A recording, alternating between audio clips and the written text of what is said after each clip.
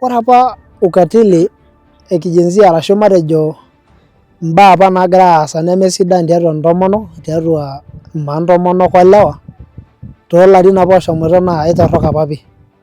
Amu iyiolo apa entomononi tidialo naa emurati. Emurati apa ntoyie neitoki sii aaku mepiki shule. Nitoki sii aaku iyiolo tiatua empikata e shule, baada apa naa iyiolo peepiki shule iyiolo pee epuku akeyie te shule neishoori meshomo aayau. Ore changamoto naimayie nanu naa ore apa eton eitu atum ena elimu naa kaagirai ainyanyasa amu mayiolo naa haki ai. Ore apa enagirai ainyal aitaas naa kaji kisimaki orpayian. Ore apa nanu paatum nanu ena kiwanja naa katijing'a apa nanu serkali enkijiji. Ore naa paajing' serkali enkijiji nepuoi aaku taa keji kamae taa enewueji ing'ua nkiwanjani. Kalo sii nanu adung'u enai amu atodua kelo adung'u, nadung'u sii nanu enai. Nikimpakana tinewueji olikae kijanai. Naton apa nanu ajo enai enkiwanja, naton apa nelotu taa orkiti kijanai obo nijoki orpayian lai mpapa kayieu nanu nikincho enkiti kiwanja amu ijo dii sapuk ena kiwanja niata iyie. Nejoki iwa dii ina kitok. Ore ake piiwa ina kitok najoki enaa ijo dii inchooyo enkiwanja ai naa kaibung' apa enapa kata atii serkali enkijiji. Ai paa keeta dii ninche inkituak inkiwanjani, kaintoki anyoo pii imurito ormoruo lai enkiwanja. Najoki mamirta dii nanu ena kiwanja, kanyorr paye ele kijanai amu olchore lai naewuo naishiraki. Kake mincho naa enino, ena naishoo miata iyie mamlaka. Nagira apa nanu tinewueji amu maitieu.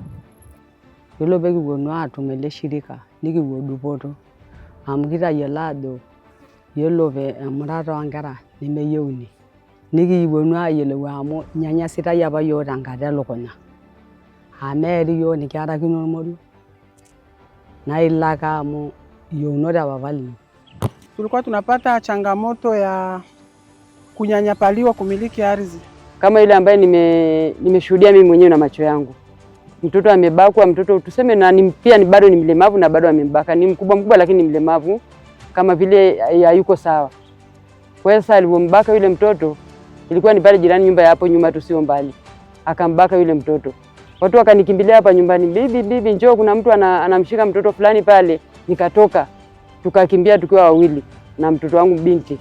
Kumkuta yule baba kweli nimemkuta, mtoto ameshakimbia maana si mlemavu analia. Amevua yule baba tukamkuta pale kwenye ile chumba chake anajifanya anawasha moto. Lakini ana shati kwa juu. Ndio tukaanza sasa nikamfungia alikuwa ndani nikafunga mlango kwa nje ili asitoke asitukimbie. Nikamfungia ndani. Baadaye sasa ndio nikapiga simu pale kuna watu wakaja. Tukamshika yule mtu kapelekwa pale kituoni. Kesi yake inaendelea mpaka sasa hivi naona hukumu yake ni kesho wiki ijayo. Maana juzi wameenda huko. Kake ore nena palotu atum haki ai aewuo eng'eno aponari ashu aewuo esiai aaku sidai ena peyie etum ena reto e PWC. Ore naa taata eton eitu kitum ele barasa nikira iltung'anak ootoni kake mekiata haki intomonok.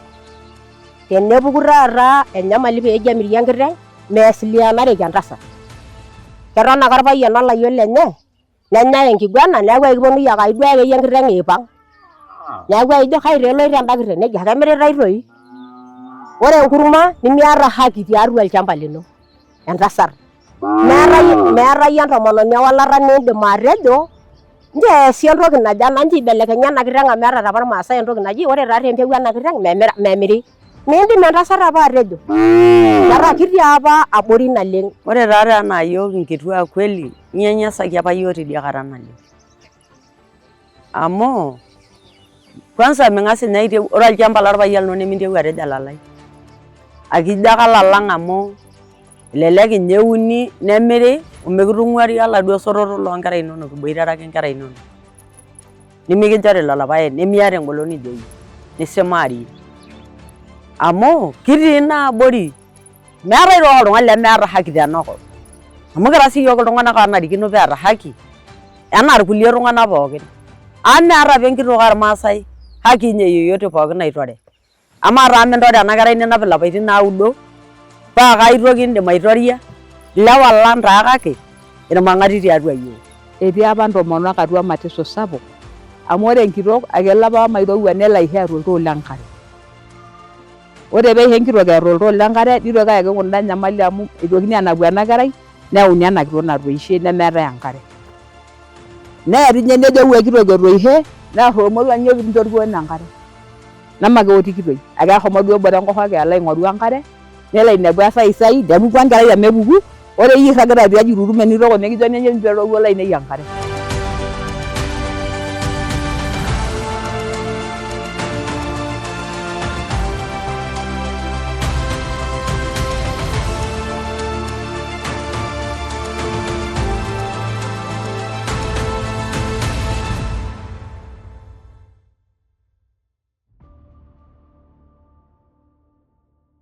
Lakini baada ya mafunzo yalipokuja na baadaye PWC wakachukua hatua wakatupa mafunzo na hatimaye wakatukatia hati miliki kupitia halmashauri ya kijiji. Hayo ore namu ayeu atum mafunzo te PWC nitutokini aponu araki amu ayiolo haki ai. Ntoiwuo nei apa naagira araki arpapai neeku naa atanya apa nanu anoto nanyo enkiteng'ena te PWC. Yiolo tanakata nikinoto emurua mekure arakini enkitok ormoruo tanakata. Nemekure mehoi maari enkerai kinyi.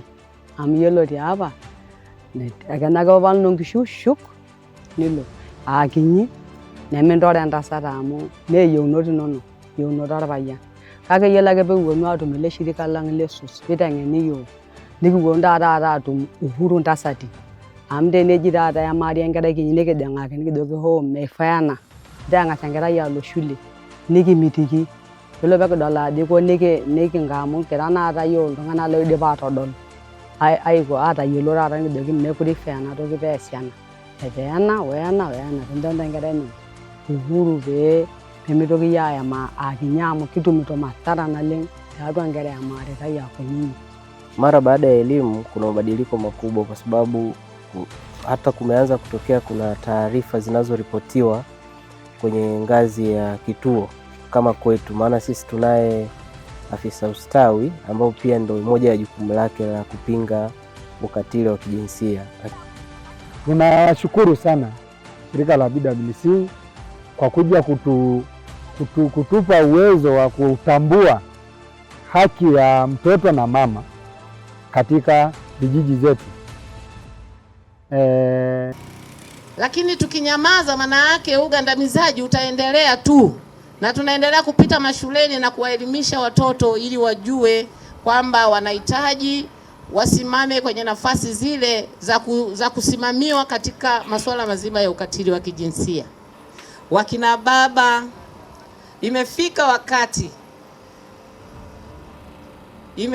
wakati sasa tuache, kama sio kupunguza, tuache habari ya ukatili wa kijinsia. Lengo la Mheshimiwa Rais wa Jamhuri ya Muungano wa Tanzania ni kuweka haki sawa. Lakini sio yeye mwenye agizo hilo, bado ni la kitaifa, la kimataifa, lakini hata Mwenyezi Mungu pia linambariki. Kama mwanamke ana uwezo wa kumiliki ardhi, basi amiliki ile ardhi. Na hata wakati wanapopata wanakuwa wajane, haki yao ya msingi iko pale pale, kwa sababu ni haki ya kila mwananchi kumiliki mali. Ore tenkaraki ena rishata nekinjo Enkai enashe amu etaasaka yiok imbaa supati naa ekijo ake Enkai ang' metamayiani. Amu ore enaa peepore ele shirika le PWC omeeu aret intomonok natii enkare naibor naa entoki nikishukokinye Enkai ashe naleng. Amu etareto yiok, kitaa yiok mfano toonkulie nye kijijini natii oriong. Nikiata nkiwanjani nikitudung'okito ati miliki paa keng'ae naidim aawa. Ore ele mradi le Mbwan naa ekijoki ake toponiki yiok mafunzo amu kiyiolo pii kitayiolito apa aikonji ake yiok penyo ang'eni. Neeku pookin entoki nikiomon aikiomon enaa ntae ilaing'urak lilo shirika kake entoponiki yiok mafunzo amu eton eng'or tiatua yiok amu kira iltung'anak ahal laa keetuoki adumu tenkop irrag.